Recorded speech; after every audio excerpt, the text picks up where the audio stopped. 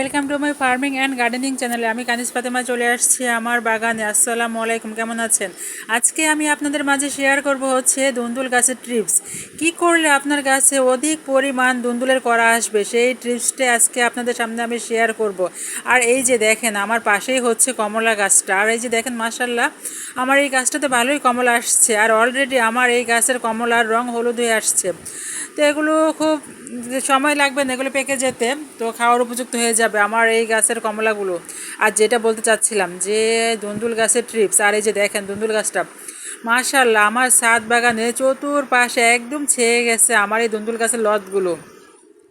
তো আমাকে এখন কি করতে হবে যে গাছে অধিক পরিমাণ দুন্দুলের ফলন আনার জন্য?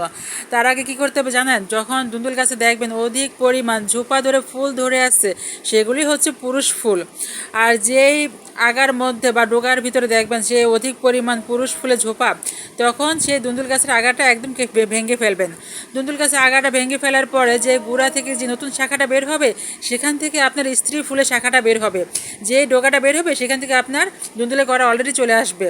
তো এই ট্রিপসটা অলরেডি আপনারা ফলো করতে পারেন আমার এই ট্রিপসটা। আর হচ্ছে আমি যেটা বলবো, আর যদি দেখেন যে আপনাদের বাগান এরকম থোপায় থোপায় দুন্দুলের ফুল ধরে আছে, তো সেই ঝোপগুলো কেটে ফেলে দিবেন।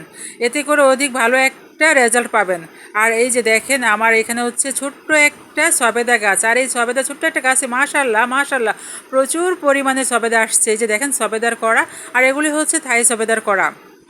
এটা থাই সবেদা গাছটা হচ্ছে। আর এই যে এই পরিমাণ করা আসছে অলরেডি, আবার এর মাঝেও আবার ফুলও চলে আসছে। এই করার ফাঁকে ফাঁকে নতুন করে আবার আমার কাছে ফুল আসছে। তো এই ছিল আমার ছাদ বাগানের ট্রিপস বা ছাদ বাগানের গাছ। আর আমি যাই করি সেটাই আপনাদের মাঝে শেয়ার করি। যদি আমার ভিডিওটা এতটুকু ভালো লাগে থাকে, অবশ্যই অবশ্যই আমার চ্যানেলটা লাইক সাবস্ক্রাইব শেয়ার করে দিবেন। আর এই যে দেখেন কি পরিমাণ আমার ছোট্ট একটা গাছে সবেদা আসছে, মাশাল্লাহ, এতটুকু একটা গাছে ভালোই সবেদা আসছে। আবার এর মাঝে নতুন করে ফুলও আসছে আমার এই গাছটাতে। আর সুন্দর শাখা প্রশাখা বের হচ্ছে আমার এই গাছটাতে। গাছের খাবার বলতে হচ্ছে আমি যে মুরগি লিটারটাই ম্যাক্সিমামটা আমি ইউজ করে থাকি আমার এই গাছে। মুরগি লিটারটা না ভালো কাজ করে, একটা সারের পারফেক্ট একটা কাজ করে হচ্ছে মুরগির লিটার। তো এটাতে আমি ভালো রেজাল্ট পাইছি। তো আপনারাও যদি কেউ ইউজ করে থাকেন, অবশ্যই আপনারা আমার মতো ভালো একটা রেজাল্ট অবশ্যই পাবেন। আর যেটা বলতে চাচ্ছিলাম দুন্দুল গাছের টিপস, আপনারাও যদি এইভাবে যদি ফলো করতে পারেন আমার ট্রিপসটা, অবশ্যই আপনারাও ভালো একটা রেজাল্ট পাবেন। যখন পুরুষ ফুল দেখবেন অধিকাংশ সেই আগাটা ভেঙে দিবেন, তো নতুন যে শাখাটা বের হবে সেটাই হচ্ছে আপনার স্ত্রী ফুলের শাখাটা বের হবে। আর এই ছিল আমার দুন্দুল গাছের ট্রিপস। আর এই যে দেখেন, আমার প্রতিটা গাছের আগা ডোকা ভেঙে দিচ্ছি, ভেঙে দেওয়ার ফলে অসংখ্য নতুন করে আবার শাখা বের হয়েছে। আর এই শাখা থেকেই হবে আমার দুন্দুলের করাগুলো বের হবে।